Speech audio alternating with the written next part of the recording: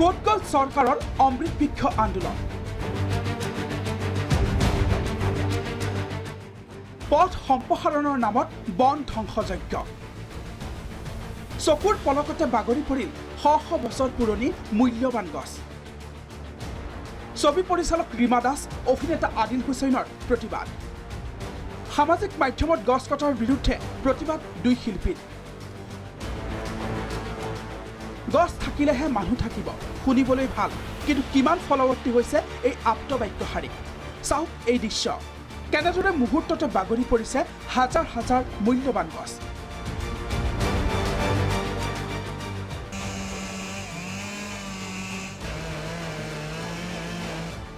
চাৰিলেনযুক্ত ৰাষ্ট্ৰীয় ঘাইপথ সম্প্ৰসাৰণৰ নামত গোৱালপাৰাৰ ১৭ নং ৰাষ্ট্ৰীয় ঘাইপথৰ কাষত থকা ৯০% শাল গছ কাটি তহিলং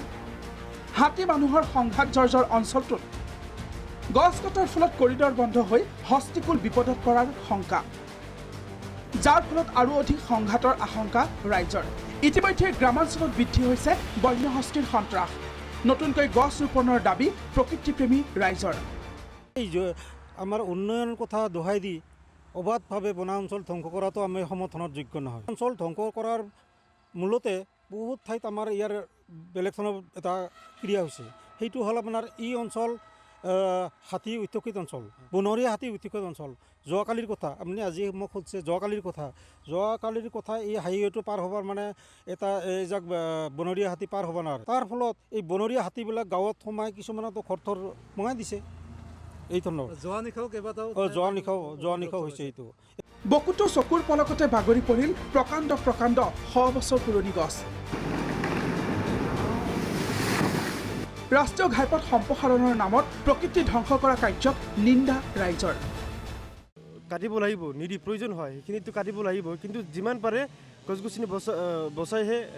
ৰাস্তাটো বৃদ্ধি কৰিব লাগিব বিশেষ সময় এইবাৰ যে আপোনাৰ সৰু সৰু পুলি যে বিতৰণ কৰিছিল কিনি আনি এইটো দেখাইছে সেইটো বিতৰণ কৰাটো কিন্তু এই গাছখিনি জেগাত আজি সেই পুলিখিনিতো সংৰক্ষণ যে কৰিছে এইটোতো ফৰেষ্ট ডিপাৰ্টমেণ্টতো চাব যোৱা নাই এতিয়ালৈকে এইটোতো কোনেও চোৱা নাই ফৰেষ্ট ডিপাৰ্টমেণ্টে মোৰ য'ত মানে সেই গাছখিনি আগে ডাঙৰ হ'ব লাগিছিল কমচে আধা অলপ ডাঙৰ হ'লে 5 বছৰ দেৰিকৈ হ'লেও ৰাস্তাৰ কোনো অসুবিধা নাছিল ইপিনে গোৱালপাৰাত গছ কটাৰ নামত বিয়াগুম কেলেংকাৰীৰ অভিযোগ গছ কটাৰ বাবে বন বিভাগক 11 কোটি টকা অৰ্পণ কৰিছে NHIDCL এই টকাৰ বৃহৎ অংশ ইতিমধ্যে শতকৰা হাৰত ভগাই লোৱাৰ অভিযোগ DFO ট্ৰেছ মৰিস্বামী আৰু NHIDCLৰ উচ্চবৰ্গৰ সহায়কৰ বিৰুদ্ধে এই অভিযোগৰ পাছতে DFOৰ বৰবাবু ৰমেন দাসক বদলীকৰণ কৰিছে যদিও গোৱালপাৰাত খোপনি পুতি লুটপাট চলাই থকাৰ অভিযোগ DFO ট্ৰেছ মৰিস্বামীৰ বিৰুদ্ধে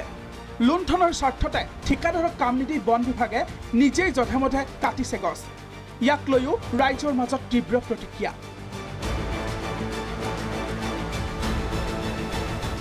যোগেন সূত্ৰধৰ মহানন্দ দাস আৰু চন্দন মজুমদাৰৰ সহযোগত ব্যুৰো ৰিপৰ্ট প্ৰাগ নিউজ